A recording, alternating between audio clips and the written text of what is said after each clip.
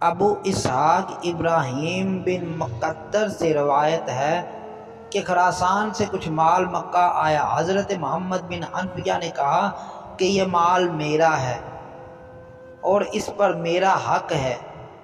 امام زین العابدین نے فرمایا میرے اور آپ کے درمیان یہ چٹان فیصلہ کرے گی۔ محمد بن حنفیہ نے چٹان سے گفتگو کی لیکن کوئی جواب موصول نہ ہوا۔ پھر امام زین العابدین علیہ السلام نے اس سے کلام کی تو چٹان میں اللہ نے بولنے کی طاقت عطا کی اور اس سے یہ آواز آئی کہ مال آپ علیہ السلام کا ہے، اور آپ علیہ السلام وسیع بن وسیع اور امام بن امام ہیں۔